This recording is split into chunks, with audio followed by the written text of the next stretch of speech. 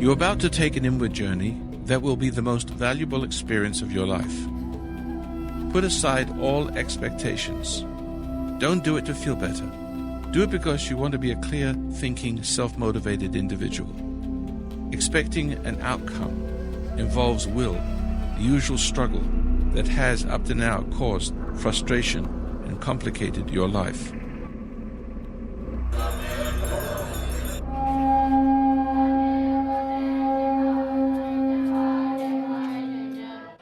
Religion, meditation, God, evil, salvation. Seekers all over the world are trying to figure a purpose to their lives. Many visit faraway monasteries, temples, churches, mosques. Some will go and bathe in a river to cleanse their sins.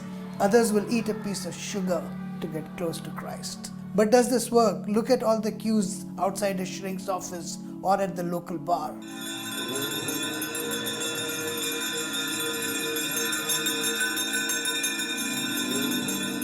When you're born in India, there is no escape from temples, religions, traditions, customs. My parents would prepare me to go to the temples. I would watch people wake up the gods by ringing the bell. Ding dong, gods wake up. They would kneel, as if by kneeling God would listen better. They would shut their eyes. That's how I was made to believe that that's what prayers are.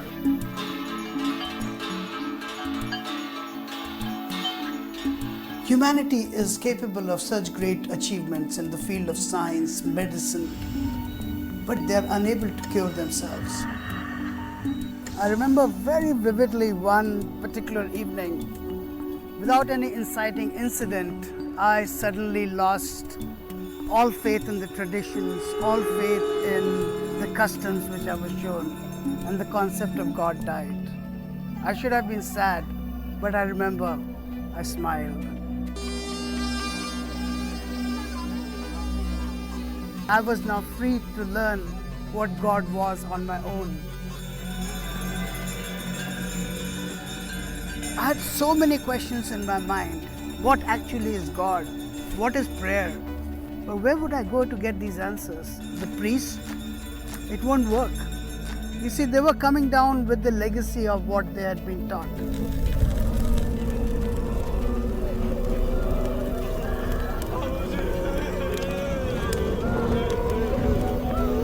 जो जैसा कर्म करके आता उसी हिसाब से उसको जन्म मिलता है।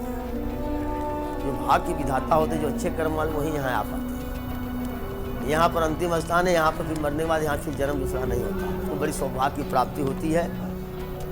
ये महाशमशान बात है। Life passed on, and to study cinema and to further my career, I moved to Los Angeles. And there I met this guy called Roy Masters. Joining us in Los Angeles now is... We're speaking to the nationally known... Roy Masters. The way, the truth, the life. Are you Jesus Christ? You're a huckster. You're a sideshow person here. I think yours is a gimmick. Make no mistake, this man is very powerful. Roy Masters is perhaps one of the most dangerous men he's ever met. Roy Masters not only wrote these two books. Roy Masters.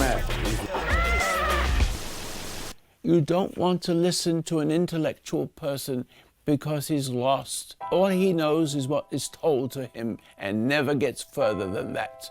I want to get further and further and further till I find the Father.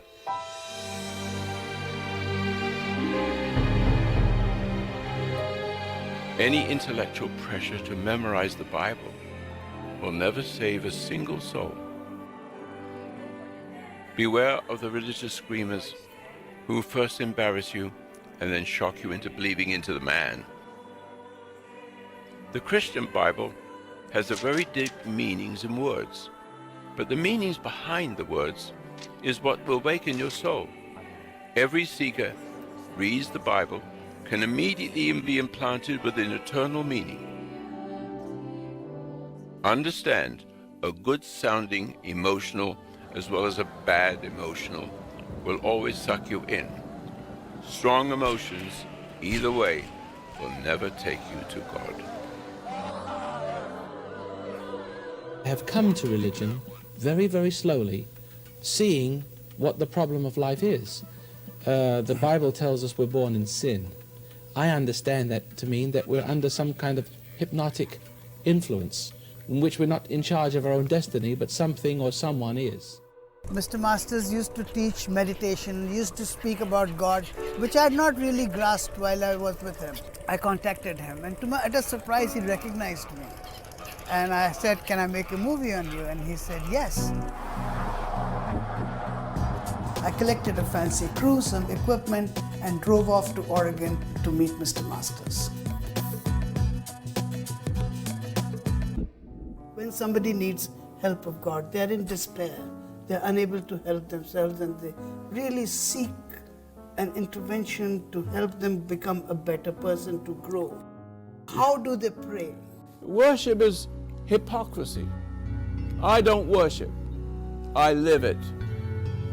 Now, people worship whatever, movie stars or people that are good at talking, politicians or whatever. They, in a way, worship, and they might even worship themselves to some degree. पूजा में पहले सर्वप्रथम व्यक्ति को शुद्ध होना, शरीर की शुद्धि करना, उसके बाद में फिर स्वच्छ वस्त्र पहन करके, धुले हुए वस्त्र पहन करके शरीर शुद्धि के बाद में फिर शरीर का श्रृंगार करना। अपने जीवन को अनुशासित और संयमित करने के लिए हम नित्य की जो उपासना करते हैं उसको पूजा नाम से जाना जाता है। יש שני סוגי תפילה, יש תפילה אישית ויש תפילה כללית או ציבורית. הדברים שאנחנו צריכים 10 אנשים, החשיבות זה לא בשבילנו.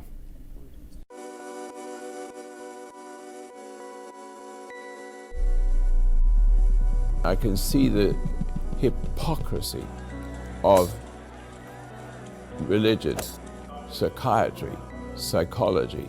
They know nothing how the person became evil and sick and broken, and they give them drugs because they don't know any better. But you don't need any drugs when I'm finished with you. The drug is able to stop a sensation and an awareness, as if that were to change anything. It makes you unaware, but it doesn't change anything. The only thing that happens was good about medicine. The only thing that's good, and it's still dangerous, is to keep you alive from your own stupidities, basically. And not from your own stupidities, but stupidity laid on you when you're a little boy. Nobody can teach you. The teacher is within you. If you belong to anything, if you belong to anything, you cannot find God. I'm born Jewish, but when I went to a synagogue, I laughed my head off because it sounds so stupid. And I said, if this is religion, thank you, no thank you. And my friend and I just couldn't help but laugh. Bah, bah, bah, bah, bah, bah, bah. This is not religion, nor is any other similar religion a religion. Religion comes from within. Every single one of them is mesmerized by religion, this religion, that religion. It all depends on who gets you first. They're stupid. The origin of my knowledge is God.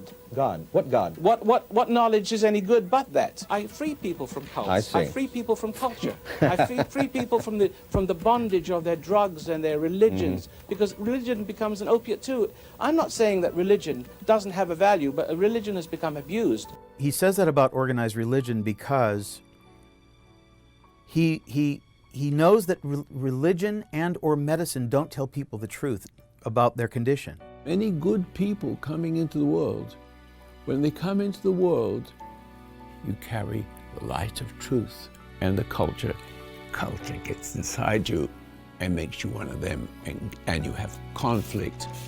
मूंग लोग को सबसे अच्छा नहीं दिखने वाला पहनना पड़ता है जी। सब लोग बाल अच्छा अच्छा करके लगता है, मूंग को सिर्फ करना पड़ता है क्योंकि मूंग को हर चीज़ अलग जैसा करना पड़ता है जी। मूंग में सबसे अच्छा तो ये लगा कि सब मूंग का इज्जत करते हैं और उनको सब पेचा का मतलब बताने में अच्छा लगता है. We come to this earth, as a very innocent human being, but then we get imprinted, like as if programs are being written on our hard drive that are not originally our own. I have very little faith in conventional religions or conventional ministers or preachers. I, for the most part, think that most of them are phony. You don't need me for you to talk to the God. You can talk to yourself with your own God, God is yours too alone. At the same time, the same God will use His, my God, too. Why can't we shake hands and say, we are brothers? Let's sit down, talk together. Let's pray together. If a preacher tells you that if you love Jesus, if you believe in Jesus, everything will be all right, you are free. That isn't truth. 2,000 preachers in America, 2,000 different forms of Christianity. None of them work. They're just mechanical.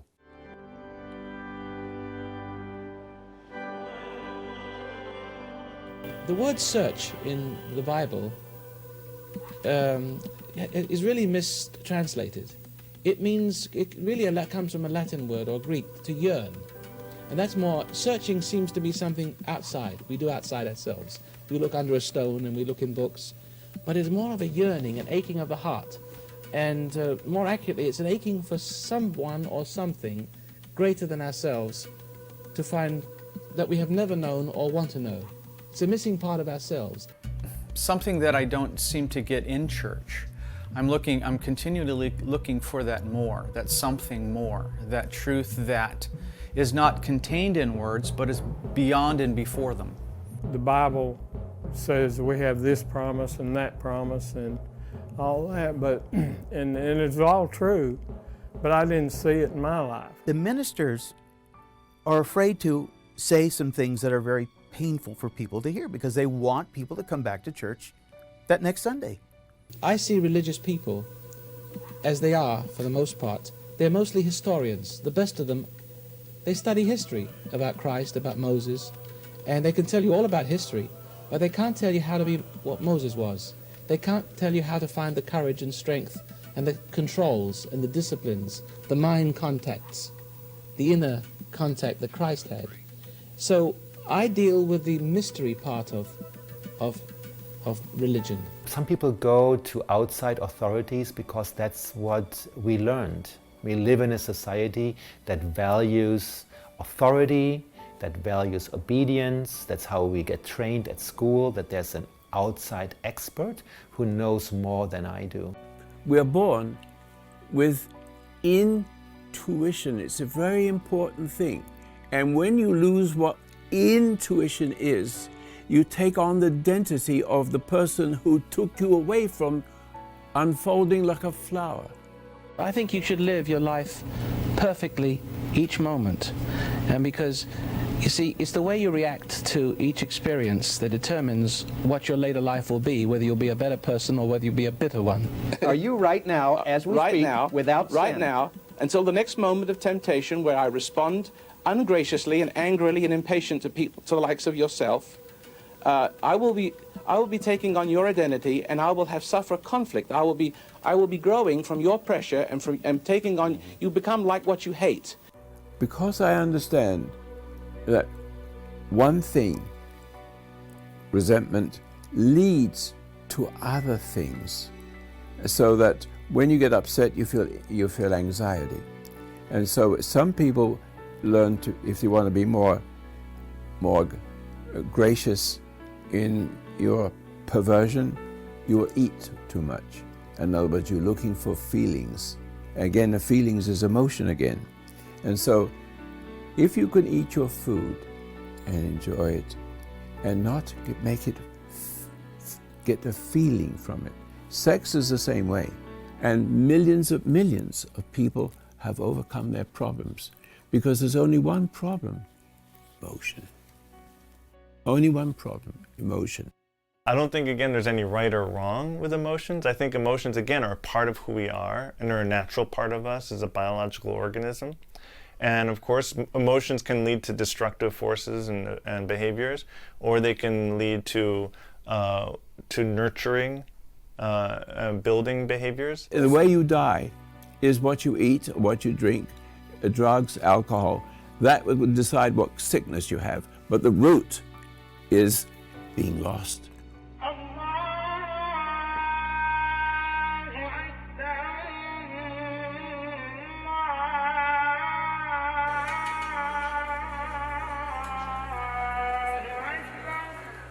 Most famous religious places where people are supposed to go to discover themselves are nothing more than tourist spots now. They go there, they take photos to post on social media. They buy sweets, they buy souvenirs, and they feel like they're doing something special. Even the bagel has become holy in these places. In fact, I've seen undergarments being sold on the way to a temple in Jerusalem. If there was ever anything holy in these places, godly, it doesn't exist anymore. It's just hardcore business where people are selling their products and fleecing tourists. If religion was working, the triangle where the world's most holy places exist, the Church of Nativity, the Jewish First Church, and Al-Aqsa Mosque would be a place of harmony, peace, laughter, joy. But instead what we see is guards with machine guns. Ultimate religious bigotry and hatred. Religion is doing something which it's not supposed to do. It's actually dividing people. When the Nazis went into Warsaw, there was a man, and the Germans killed 4 of his daughters. And he started again. And all of a sudden he says, something came to him. If you do that, you'll become like them. So he's in the concentration camp now, and there's bones and skinny people everywhere. And the military come in, they're winning the war, and everywhere there's bodies. And there's a man standing there perfectly normal. And they said, how long you been here? He says, 5 years. He said, how is it you're not like these people? He says, I don't know. But I can only say this. When I was in Warsaw and the Germans came in and killed my 4 daughters, I wanted to get angry. And then I realized what anger would do. And something stopped the anger. And he let it go. He let the anger go. The average person, if you say something mean to them or upset, they lose who themselves to that other person. And then they turn around and do it to somebody else. And so when you're upset that somebody is more innocent than yourself, that person becomes exactly like the other person and turns around and does it to himself.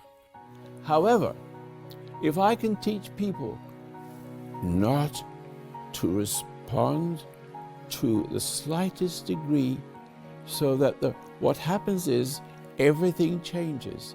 So the bully tries to bully me, I'm calm. Stress is at some level a lack of faith.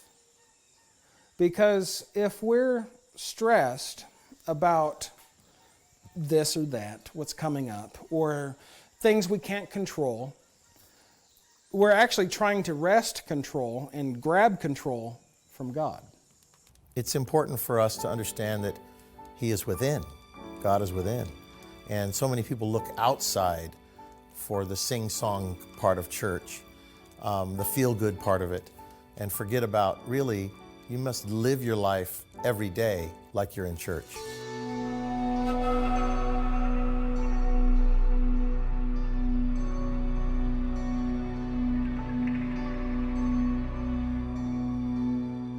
My dad has been in the limelight since I was probably like 7 years old, 6 years old. People always thought he was this incredible man. He didn't pretend to be this incredible guy. He helped millions and millions of people. I saw it all. He's not perfect, but he's a good man. I was 14 and my father died. And I remember asking him, what's the meaning of life? And he says, you have to find it for yourself. And that was all. And that is beautiful. Again, we're not talking about an ordinary man. We're talking about an extraordinary man. When I was younger, I said to my father, compared to my friends, I'm the best kid out there. And my father looked at me, and I'll never forget this. He says, don't compare yourself to those crazy kids. He said, if you want to compare yourself to anyone, compare yourself to Jesus Christ. This is where we grew up, 5 kids in a 3-bedroom, 2-bath house, and we still absolutely love it. I remember every day, time to everybody shut up for 1 hour or 2 hours, and we literally had to tiptoe around here everywhere. Dad's on the radio.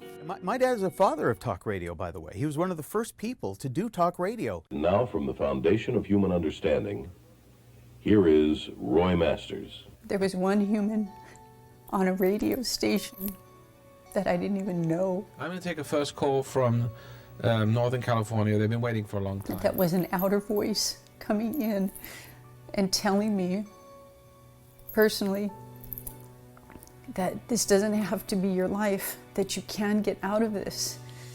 And I held on to that like cement.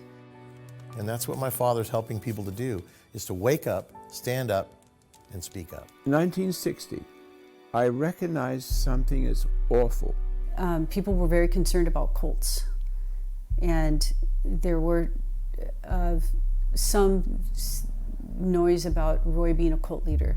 Did you say that every religion in America is a cult? So you're a cult leader then? Others say he's a hypnotic cult guru. Roy Masters is a cult leader. The media, nearly all the media, was Marxist. I think you are a very dangerous man. I think you prey on these people's weaknesses. I think you take them at a time when they need something, they're desperate for help, and they go to you where they actually should be looking to the Lord for any help that they need in their life.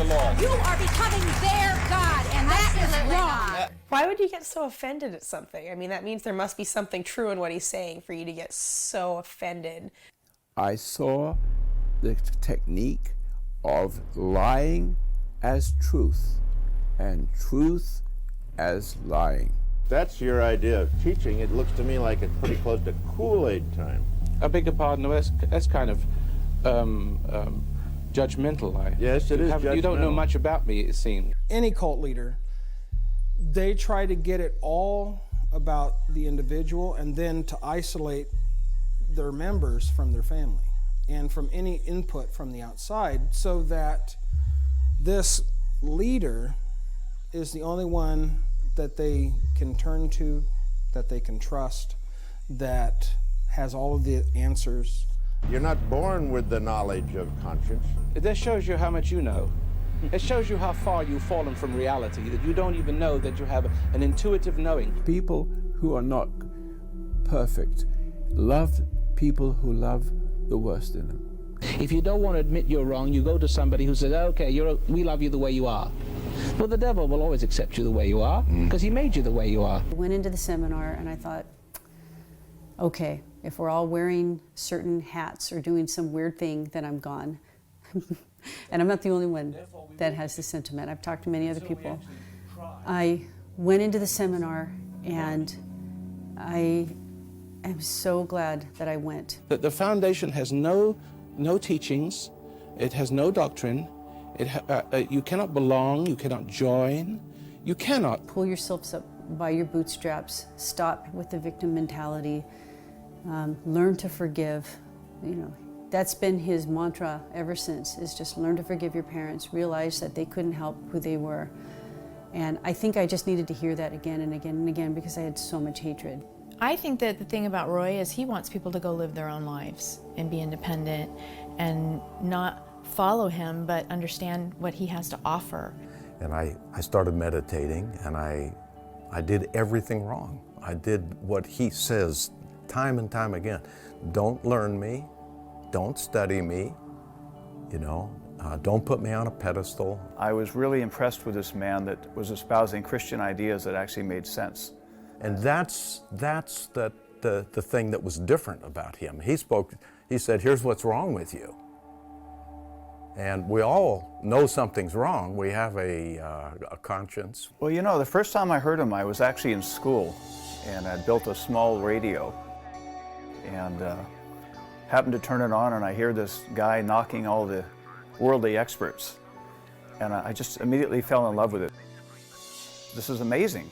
This man speaking against the psychiatrists, the school teachers. If you're having trouble with a friend or at work or with your parents, if you have unresolved issues, he can help you see the why and the how of it.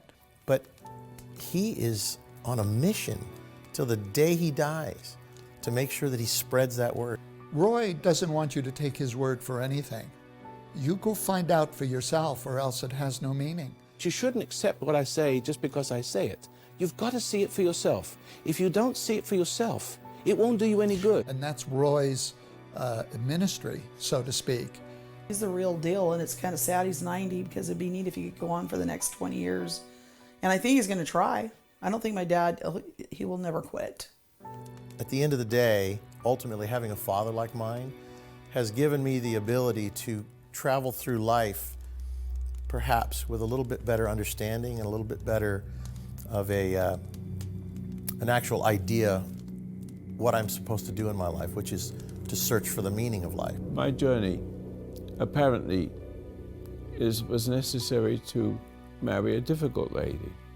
And she is difficult, but she's decent. There's something good in her. I've been married 64 years. My mom and dad have a very special relationship that you'd have to know them and understand it. It's my wife. I don't care about anybody else. I care for her. And to death do us part.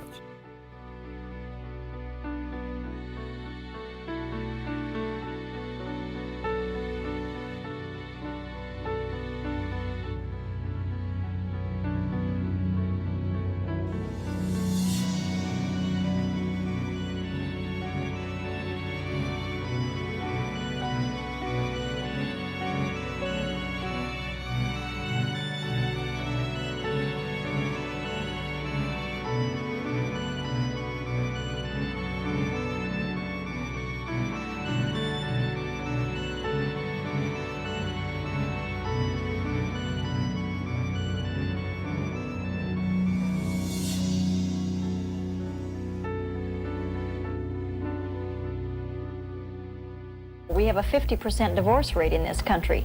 Our guest today, Roy Masters, says he knows why this is. Why is it that you say woman is the cause of all the misery in the world? Well, I qualified it. A woman is wise who picks a wise man to rule her. It is the guilt, the sin, and the serpent in the woman which fears a man's dominating wisdom. The fault is men. I think that through the woman is the metrics through which all the horror in this life is drawn. Women are mean. They're downright cruel, lots of women. All of us women know that too. Women, they always feel that the answer for them in life, for their ultimate happiness, is through a man. Can you love somebody and use them at the same time? I can use them to give them all the goodies that I have and share them and have a good time. I can use them to cook something and have it eaten up. You're not very deep, are you? Oh, I think so. I'm sorry. Phyllis, that's... My father was an alcoholic, and he used to beat my mother, and my mother would have affairs on him, and this is kind of the environment that I was raised in.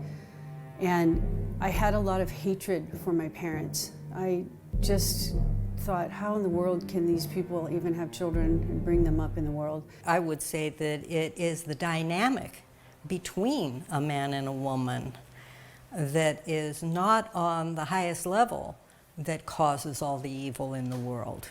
There's something in a woman that wants to overcome a man, means to take control of him so he is like the woman and she's in the man in the home. When that happens, your family is gone. One of the books he's written is called Sex.